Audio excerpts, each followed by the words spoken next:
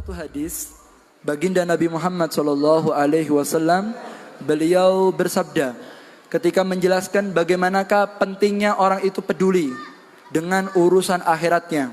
Diceritakan Sayyidina Umar bin Khattab ini pernah jalan bersama Nabi Muhammad SAW, bareng sama kanjeng Nabi. Waktu itu siang, Pak, panas, Rasulullah kesel mau istirahat. Apa yang dilakukan oleh pemimpin dunia akhirat? Beliau ngambil pelepah kurma, tidur, ada di atasnya pelepah kurma.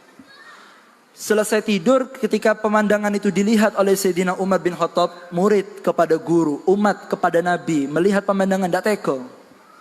Ketika terbangun, Nabi Muhammad bilang, "Ya Rasulullah, wahai Nabi Muhammad, ana mulukul Fars, sesungguhnya raja-raja yang ada di negeri Persia, yang ada di negeri Roma, kasurnya api, sampeyan itu kafir, dah ibadah sama Allah. Sampeyan orang yang enak, muslim, pemimpin dunia akhirat, masa tidur di atasnya pelepah kurma, tidak pantas ya Nabi Muhammad." Sampai dikatakan dalam kitab, sampai bekasnya kulitnya kurma nempel ada di kulit mulia Nabi Muhammad SAW. Nempel, Pak, sampai ngecap di pipinya Nabi Muhammad. Maka dikatakan oleh Rasulullah SAW, beliau membuka matanya sampai mengatakan, "Ya Umar, alam tarda anna lahumul dunya wa anna Allah yu'ti lana al-akhirah." Kata Nabi Muhammad, "Wahai Sayyidina Umar, apa kamu tidak ridha mereka orang kafir walaupun nikmat hanya terasa ketika ada di dunia, dan kita walaupun susah ada di dunia tapi kita akan mendapatkan akhirat yang dijanjikan oleh Allah Subhanahu. Innal aisa la aisul akhirah." Sesungguhnya kehidupan yang nyata itu adalah kehidupan akhir. Kita dilarang oleh Nabi Muhammad melihat kekayaannya, orang tidak boleh. Tapi kita diperintahkan bagaimana kita selalu melihat orang-orang yang ahli ibadah kepada Allah Subhanahu wa ta'ala. Wala tamuddanna ainaka ila ma mata'na bihi minhum zahratal hayati dunya, kata Allah dalam Al-Qur'an.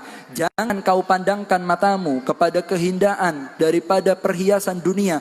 Jangan dilihat kayanya orang, jangan dilihat kesuksesannya orang. Itu dunia, Pak. Belum tentu orang itu akan ada dalam kuburannya. Tapi kita diperintahkan oleh Allah Subhanahu wa ta'ala, wasbir nafsaka, sabarkan dirimu untuk duduk bersama manusia-manusia yang selalu berzikir kepada Allah Subhanahu wa ta'ala. Karena ketika kita memandang orang dengan kekayaannya, yang enak hanya badannya, tapi ketika kita duduk dengan orang yang ahli majelis, orang yang ahli zikir, maka yang akan hidup adalah hati dan ruhnya. Ukuran orang selamat atau tidak di akhirat bukan dengan badan, tetapi dengan ruh. Dengan badan, bukan dengan badan, tetapi dengan ruh saat kita berjumpa dengan Allah Subhanahu wa ta'ala. Allahumma shalli ala Muhammad.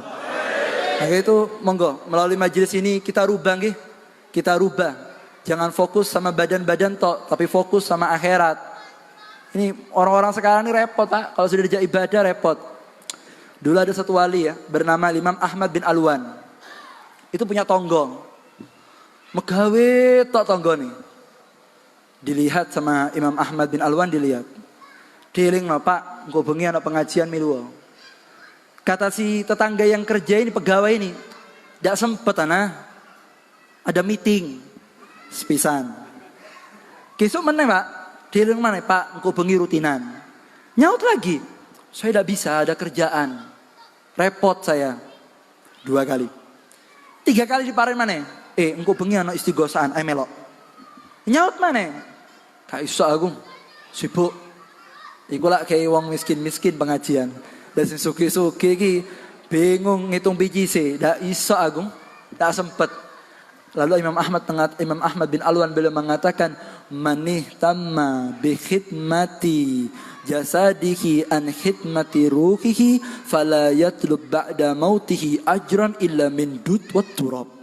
Kata Imam Ahmad bin Alwan, wahai manusia, siapa orang yang terlalu fokus untuk mengkhidmat kepada badannya, ya apa cara uripe enak, daripada dia berkhidmat kepada ruhnya, tidak memikirkan bagaimana ruh juga butuh makan, maka kata Imam Ahmad bin Alwan, fala yatlub ba'da mautihi ajran illa min dut wat turab. Kalau nanti datang saatnya dia meninggal dunia, maka jangan minta balasan kecuali dari cacing dan juga tanah.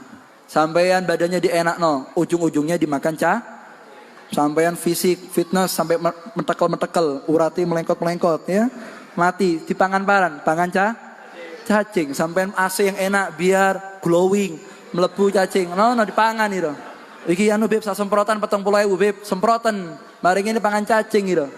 Percuma, kata Imam Ahmad, kalau kamu lihat manusia yang seperti ini, tidak ada balasannya kecuali cacing dan tanah. Ba'datul hayati ya'kulu huddud wa turab. Manusia ketika hanya berkhidmat kepada badannya, bagaimana rumah yang enak, ya apa cara rumahnya renovasi yang bagus, itu saja fokusnya. Kata Nabi Muhammad SAW, setelah dia terbaring, ada di jasadnya terbaring, ada di liang lahat, maka tidak ada yang bisa menolong dia.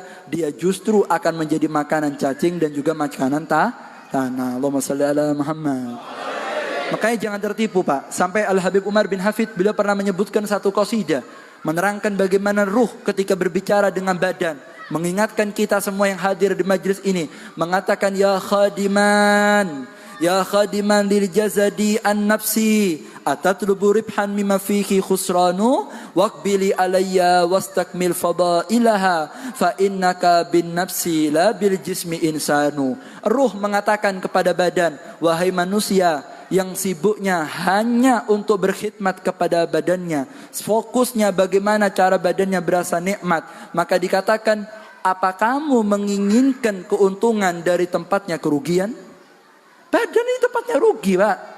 Allah tidak pernah lihat badan kita, yang dilihat hatinya. Innallaha la yanduru ila sawarikum wala ajsadikum walakin yanduru ila qulubikum wa niyatikum. Hati yang dilihat. Ibadah, raine elek tapi ibadahnya api, tinggi di hadapan Allah. Raine ganteng, selfie tok, gak sembayang, raine elek.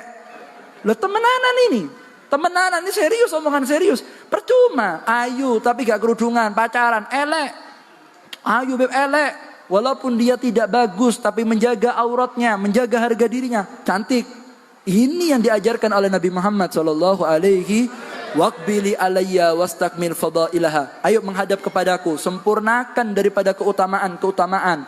Untuk kita mendidik, kita punya ruh. Fa innaka bin nafsi la bil jismi insanu. Karena orang akan dianggap orang ketika kita bisa fokus untuk bagaimana ruh kita menjadi ruh yang hidup, bukan fokus kepada badan.